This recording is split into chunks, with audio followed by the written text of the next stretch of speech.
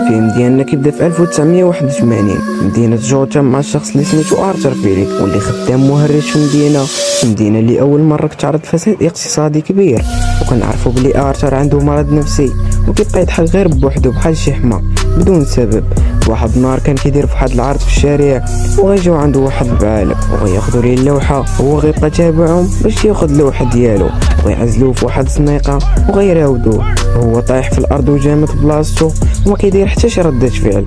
ونعرفو بلي ارثر متبع مع اخصائية اجتماعية وكتعاونو باش ياخد الدواء ديالو وكيبدا يخوي عليها قلبو. وكنعرفو بلي ارثر ساكن مع امو اللي مريضة وهو اللي كيعتني بها، وهي كانت كتكتب رسالة لواحد الشخص اللي سميتو توماس باش يعاونهم بشي فلوس. وارثر ما كيحملش البلان، امو كتقول ليه بلي خدمت عنده بزاف ديال السنوات وضروري غادي يجاوبها وغيساعدها.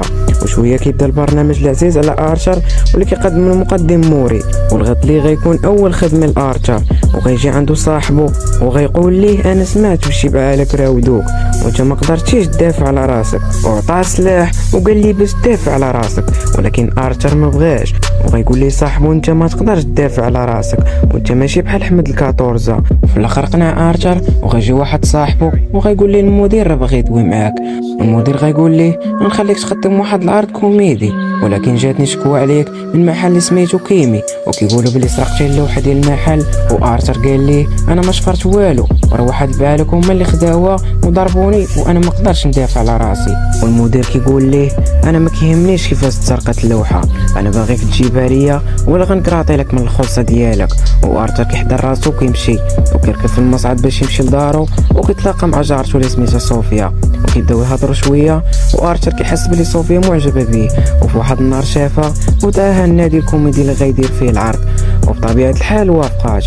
وفي واحد النهار كان كيقدم ارثر في واحد العرض في السبيطار اللي فيه الدراري اللي مرض بالسرطان وكيطيح ليه السلاح في وسط العرض. المدير ملي عرف قال بلي صاحبك قال لي بلي انت اللي بغيت تشري من عنده سلاح في السيمانه اللي فاتت وجبرتيه باش يعطيه لك، وقال لي انت هاز السلاح في وسط السبيطار ومعك الدراري ومشكل خطر على حياتهم ورا انت مليون مطرود وكيقطع عليه.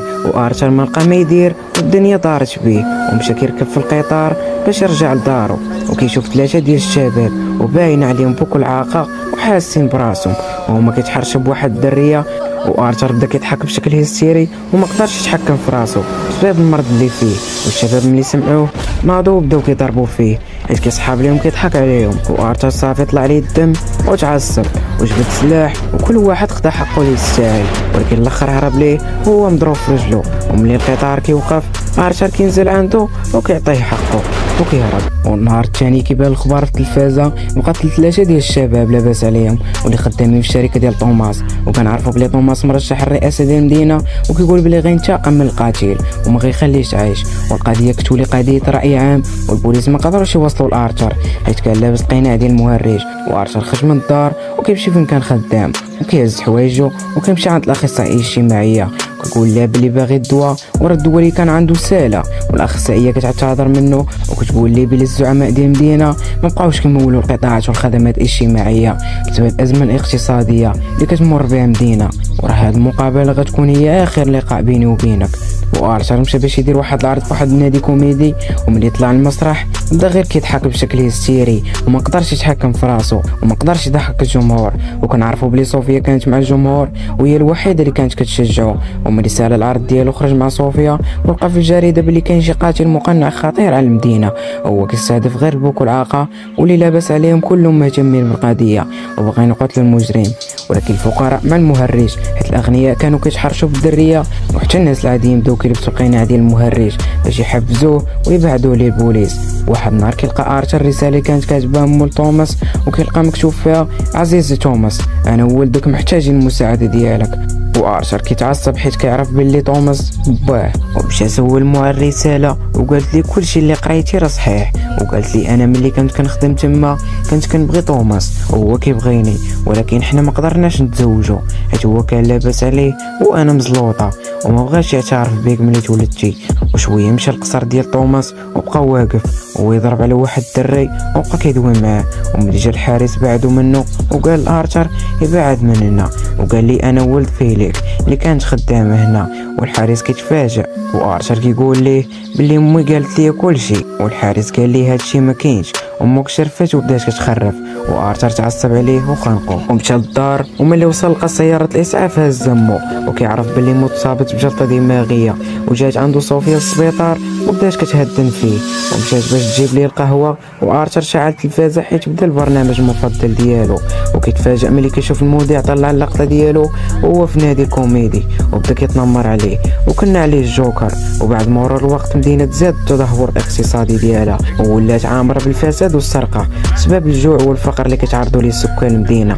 والمسؤولين والزعماء ما قدروا يديروا والو، والسكان ديال المدينه كلهم كيديروا مظاهرات على توماس واللي لاباس عليهم وهما لابسين القناع ديال المهرج. وارثر تسلل السينما اللي كان فيها توماس واللي معاه ولبس اللبس ديال الخدامه ومشى للقاعه ديال العرض ولقاهم كيتفرجوا في واحد العرض كوميدي وما مسوقينش الشعب. وارثر شاف توماس هو غادي للحمام ومشى عنده باش يدوي معاه، وملي وصل قال لي انا ارثر ولد فيليك واللي كانت خدامه عندكم. توماس قال لي انا عارفك اش تقول وانت ماشي ولدي، امك غير كتخرف وهي رباتك ملي كنتي صغير وانا طردتها ومن بعد دخلت للحبس ودخلوها للسبيطار ديال الحمى، وانت يمكن لك تمشي وتاكد راسك. وملي جا الليل بدا كيصوني التليفون ديال ارثر، وملي جاوب قالوا ليه هذا عرض من العروض الخاصه وكيقولوا ليه بلي جاتنا بزاف ديال التعليقات على الفيديو ديالك وحنا باغيين نستضيفوك في البرنامج. وارثر غيفرح. والنهار الثاني مشى ارثر للسبيطار اللي قال ليه توماس باش يتاكد، وغيتصدم ملي غيعرف ان توماس قال ليه الحقيقه وقرا الملف ديالها وعرف بلي عندها مرض نفسي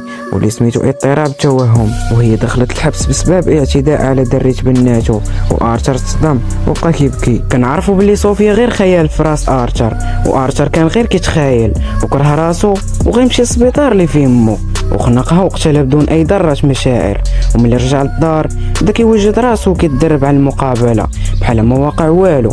وجاو عنده صحابو اللي كانوا خدامين معاه واللي سميتهم راندي وغارلي. وراندي قال لي بلي البوليس راه حقوا معايا ومشتبهين بيا وانا محتاج الشهاده ديالك.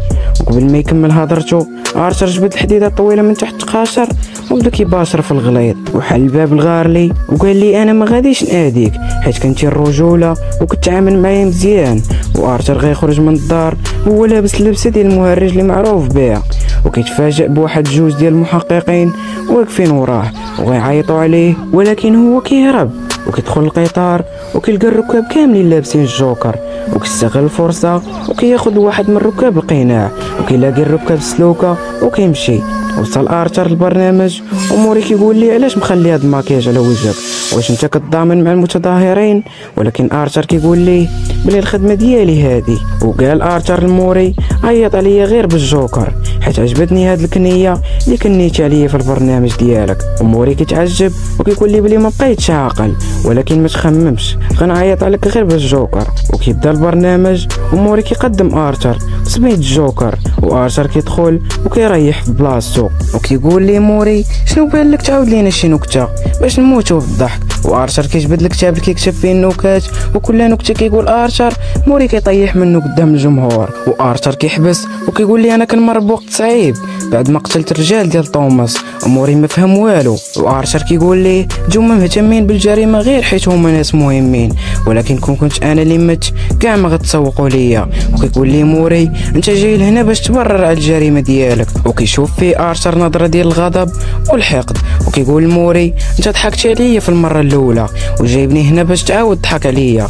وتزاد الشهره ديالك. وارثر كيعاود يجبد الحديده الطويله وكيعطي موري حقه. وفي هذا الوقت كيتشد ارثر وكنشوفوا بزاف ديال المتظاهرين في الشارع وكلهم ما حاملينش ملاعقين، وفجاه كضرب طوموبيل ديال الاسعاف طوموبيل ديال البوليس وكيجبدوا المتظاهرين ارثر من الطوموبيل. وكنشوفوا بلي توماس ومرته وولده باغيين يهربوا، ولكن كيضرب عليهم واحد من المتظاهرين وكيقتل توماس ومرته قدام ولده. وكيبداو المتظاهرين كيعيطوا بسميت الجوكر وارثر كيفيق وكيوقف على الطوموبيل.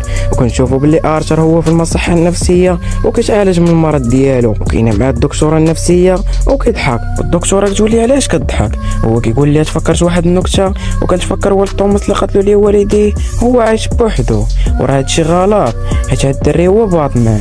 وهكا غتكون سالات القصه ديالنا. الا كنتي اول مره كتسمع هاد الصوت الجميل ما تنساش دير لايك وتفعل الجرس باش يوصلك كل جديد، وشكرا.